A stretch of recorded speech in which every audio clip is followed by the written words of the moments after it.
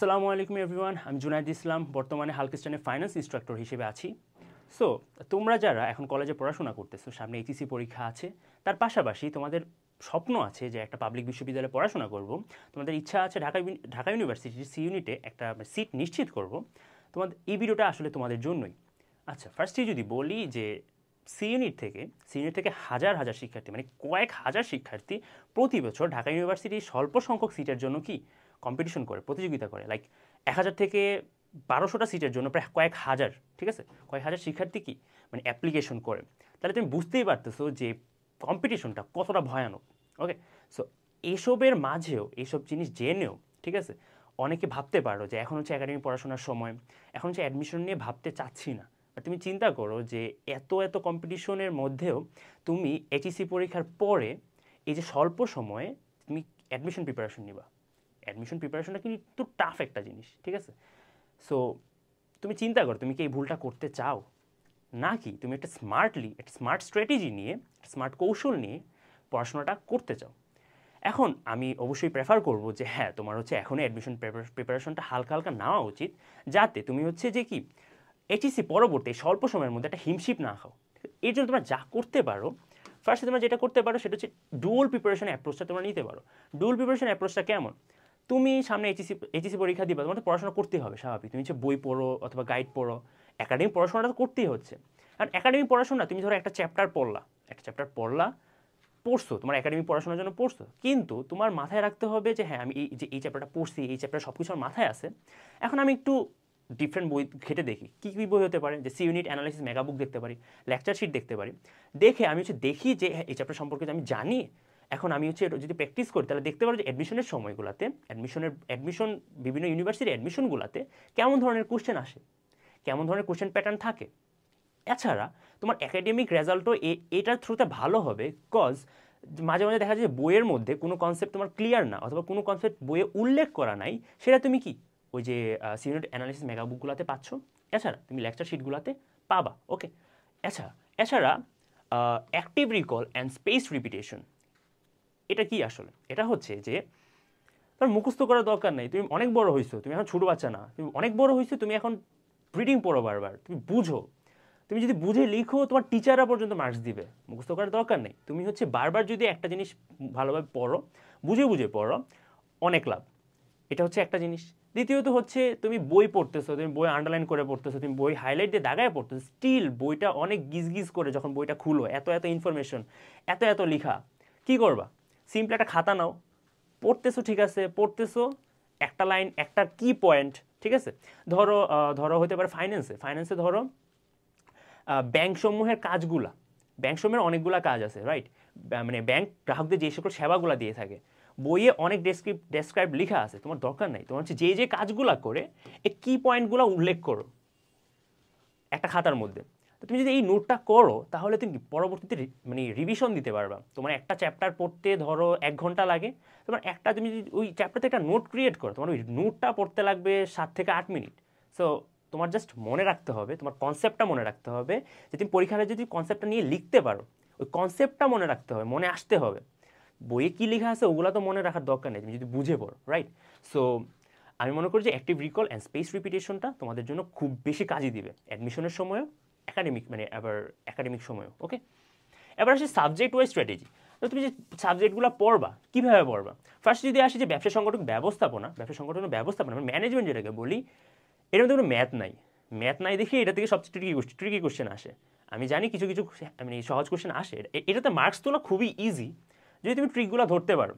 বই হচ্ছে গতানুগতিক রিডিং পড়ে যাচ্ছ, বইয়ের হচ্ছে এইচএসসি প্রিভিয়াস ইয়ারের এমসিকিউ সলভ করতেছো, বাট দেখা যাবে যে তুমি ট্রিকগুলা ধরতে পারতেছো না। তোমার হচ্ছে গিয়ে হ্যাঁ 15 মার্কসের ইয়ে থাকে, এমসিকিউ থাকে, তুমি হচ্ছে গিয়ে 10 পারার মতো পড়াশোনা করছো একাডেমিক, বাট 5টা তো তোমার এনশিওর করতে হবে। এই 5টা হয়ে ট্রিকি হয়, যেহেতু এখানে কোনো ম্যাথ নাই। ওই ট্রিকি কোশ্চেনগুলো ধরার জন্য তোমার হচ্ছে অ্যাডমিশনের জন্য যেই সকল প্রিভিয়াস ইয়ারের যে কোশ্চেনগুলো আছে, মানে বিভিন্ন ইউনিভার্সিটি প্রিভিয়াস ইয়ারগুলোতে যেসব কোশ্চেনগুলো দেয়, সেগুলো তুমি যদি দেখো, সেটা তোমার কি হেল্পফুল হবে। এবার হচ্ছে হিসাব বিজ্ঞান। পরীক্ষার হলে সুন্দর মতো একটা ক্যালকুলেটর নিয়ে যাও, 2+2 কিন্তু ক্যালকুলেটর দিয়ে যোগ করতেছো, কিন্তু তুমি অ্যাডমিশনের সময় এটা পারবা না। তোমার হচ্ছে যেটা করতে হবে এখন, ছোটো ছোটো ম্যাথগুলা মুখে মুখে করার চেষ্টা করতে হবে। ম্যাথ আসে, হিসাব বিজ্ঞানে ম্যাথ আসে। অনেকে ভাবতে পারো যে যেহেতু ক্যালকুলেটর নাই, ঢাকা ইউনিভার্সিটিতে থিওরিটিক্যাল কোশ্চেন বেশি দেয়, বাট ম্যাথসও আসে, ডেফিনেটলি আসে। সো সেই ক্ষেত্রে তোমার হচ্ছে বুঝতে হবে, বুঝবা কীভাবে যে আসলে কোন ম্যাথসগুলো আমি ক্যালকুলেটর ছাড়া ট্রাই করব। সেই জন্যই আসলে কি তোমার অ্যাডমিশন প্রিপারেশনটা নেওয়া উচিত, যাতে তুমি ডিফাইন করতে পারো, যাতে তুমি মেগাবুকগুলো দেখতে পারো অথবা রেকর্ডেড ক্লাসগুলো তুমি যদি খুঁজে বের করতে পারো যে যে কোন কোন মানে কোন কোন ম্যাথগুলো আমি হচ্ছে কি ছোটো ছোটো ম্যাথ যেগুলো আমি মুখে মুখে চেষ্টা করবো, মুখে মুখে ট্রাই করার মানে ট্রাই করবো। So practice makes a man perfect. So তুমি যত বেশি মুখে মুখে ম্যাথ করার প্র্যাকটিস করবে, সেটা তোমার একাডেমিক রেজাল্টও এফেক্ট ফেলবে, দ্রুত ম্যাথ করতে পারবা, তুমি টাইম ম্যানেজমেন্ট হবে ভালো, আর হচ্ছে কি অ্যাডমিশনও হেল্পফুল হবে। এবার হচ্ছে ফাইন্যান্স অ্যান্ড মার্কেটিং। ফাইন্যান্সে এই বছর ঢাকা ইউনিভার্সিটি এক্সামে ফাইন্যান্সে একটা ম্যাথও আসে নাই। বাট আমি যখন এক্সাম দিছি ক্যালকুলেটর ছিল না, বাট প্রচুর ম্যাথ দিছে। আমি পার্সোনালি খুবই খারাপ করছি ফাইন্যান্সে। সো আমি চাই না তোমরা এই ভুলটা করো। সো আমি জানি যে তোমরা ক্যালকুলেটারে হচ্ছে এফবি, পিভি, আইআরআর এগুলো বের করো, বাট মুখে মুখে ম্যাথ করা পারতে হবে, মুখে মুখে ম্যাথ করা পারতে হবে। যার কারণে ফিনান্স তুমি হচ্ছে গিয়ে থিওরিটিক্যালগুলো বেশি পড়বা, আই নো, আর হচ্ছে কি কিছু ম্যাথস আছে যেগুলো ট্রাই করবা। আর মার্কেটিং হচ্ছে মজার একটা সাবজেক্ট। তুমি হচ্ছে প্রচুর রিডিং পড়ো, প্রচুর দেখো প্রিভিয়াস ইয়ারগুলোতে কীরকম আসে, মার্কেটিং থেকে খুব বেশি রিপিট আসে কোশ্চেন। সো যারা মার্কেটিং নিয়ে পড়াশোনা করতেছো বা মার্কেটিং সাবজেক্ট নিছো, তাদের হবে কি এই যে এটা বেশি ফলো করা, ওকে, বুঝে বুঝে পড়ো। এবার আসে হচ্ছে ইংরেজি আর ম্যাথ। ইংরেজি তোমার আছে, ইংরেজি খুবই ইম্পর্টেন্ট ইউনিটের জন্য। ইভেন তুমি বুঝোই, তুমি যদি ইংলিশে পাস করো তাহলে তোমার খাতাটা কাটা হবে।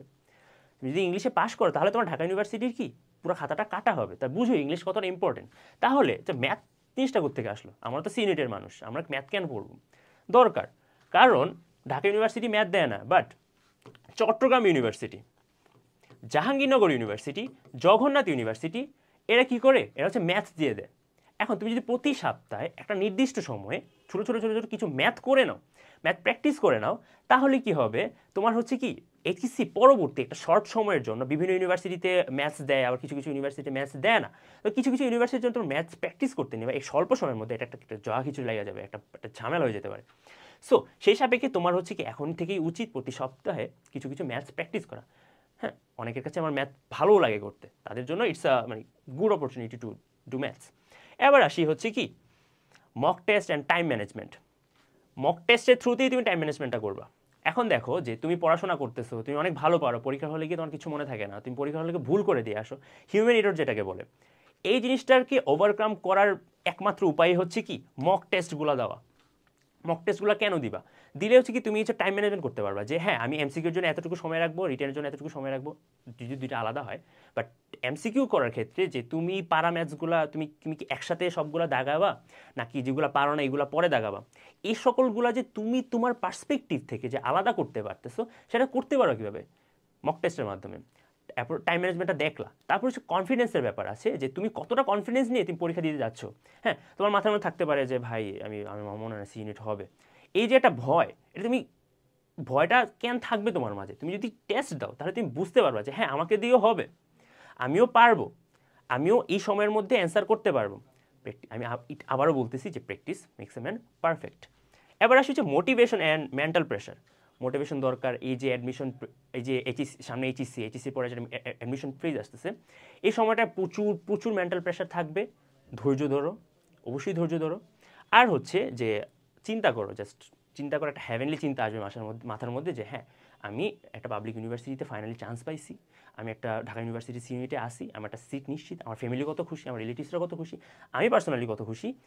এই ব্যাপারগুলো যদি চিন্তা করো, তুমি একটা মোটিভেশন পাবা, একটা সাহস পাবা। ওকে, সো শুরুতে আমি হচ্ছে অনেক ডিমোটিভেট করছিলাম যে আসলে এত সিট, মানে এত পরীক্ষার্থী অথচ সিট সংখ্যা এত কম কেন। আসলে সরি ফর দ্যাট, বাট তুমি যদি চিন্তা করে দেখো যে ঢাকা ইউনিভার্সিটির মধ্যেই সবচেয়ে বেশি সিট আসে ইউনিটের জন্য। 1000 থেকে 1500টা সিট অন্য কোনো ইউনিভার্সিটিতে নাই। অন্যান্য ইউনিভার্সিটিগুলোতে দেখবো যে 400টা থেকে 500টা সিট কমার্সের জন্য বা বিজনেস স্টাডিজের জন্য, মাত্র 400টা থেকে 500টা সিট। কিন্তু ঢাকা ইউনিভার্সিটির মধ্যেই কিন্তু সর্বোচ্চ সিট 1000 থেকে 1200টার মতো সিট।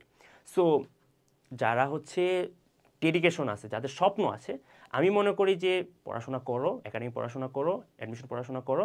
আমি নিজেও পার্সোনালি, আমাদের সময় করোনা ছিল, সো লেখাপড়া একদমই বন্ধ ছিল। স্টিল আমি কি করছি, আমি হচ্ছে অ্যাডমিশন পড়াশোনাটা কি চালাই গেছি। আমি অ্যাডমিশন পড়াশোনা প্রায় 1 বছর আগে থেকে শুরু করছি। তো তোমারও কি এই একটা প্র্যাকটিসের মধ্যে যাওয়া উচিত। সো এখন তোমার মাথার মধ্যে আসতে হবে হ্যাঁ ঠিক আছে আমি একাডেমিক পড়াশোনা করতেছি, আমাদের স্কুলের টিচাররা অথবা সরি কলেজের টিচাররা তোমার দেখাই দিচ্ছে যে কী কী পড়তে হবে কী কী মানে আয়ত্ত করতে হবে, বাট আমি অ্যাডমিশনের জন্য কীভাবে পড়াশোনা করবো? সেটার জন্য তোমরা যেটা করতে পারো, হালকেস্টাইনের যে মানে edgecourse.com থেকে তুমি হচ্ছে কি তোমার পছন্দ মতো কোর্সগুলা এনরোল করে নাও। কী কী কোর্স থাকতে পারে? জিরো টু ডাভিয়ান আছে, ওকে, তারপর সেকেন্ড ইয়ার রকেট কোর্স আছে, তারপর হচ্ছে কি অ্যাকাউন্টিং টু ফাইন্যান্স, মানে অ্যাকাউন্টিংয়ের যে ম্যাথমেটিক্যাল যে মানে প্রবলেমসগুলো আছে, মানে প্রত্যেকটা টপিক অনুযায়ী তোমাদের ম্যাথসগুলো করিয়ে দেওয়া আছে, বিভিন্ন ধরনের রেকর্ড ক্লাস আছে, স্টাডি মেটেরিয়ালস আছে, স্লাইড আছে। এছাড়া হচ্ছে তোমরা নিতে পারো হচ্ছে কি একাডেমিক টু অ্যাডমিশন, এটা হচ্ছে তোমাদের জন্য খুব বেশি ইম্পর্টেন্ট। আই প্রেফার যে তোমরা একাডেমিক থেকে অ্যাডমিশনটা নাও, তাহলে তোমার এই সবগুলাই কি সবগুলা শর্তই কাভার হয়ে যাবে। কারণ তোমাদের কি প্রত্যেকটা চ্যাপ্টার থেকে মানে প্রত্যেকটা চ্যাপ্টার থেকে প্রাসঙ্গিক অ্যাডমিশন পড়াগুলো মানে তোমার অ্যাডমিশন পড়াশোনার সাথে যদি একাডেমিক পড়াশোনার যদি কোনো ক্ল্যাশ না হয়, সেই সকল প্রাসঙ্গিক বিষয়গুলো নিয়েই কি তোমাদের রেকর্ডেড ক্লাসগুলো আছে, স্টাডি মেটেরিয়ালগুলো আছে। সো আমি বলবো যে আর দেরি করো না, আমি তোমাদের চেষ্টা করছি বোঝানোর যে আসলেই কেন অ্যাডমিশন প্রিপারেশনটা শুরু করা উচিত আর তোমাদের কীভাবে পড়াশোনাগুলো শুরু করা উচিত। সো আমি মনে করি যে তোমরা এনরোল করে নাও আর হচ্ছে নিজের স্বাস্থ্যের খেয়াল রাখো। সো তোমরা অবশ্যই পরিশ্রমী, বাট তোমাদের পরিশ্রমটা হতে হবে কি smart. Okay, so thank you.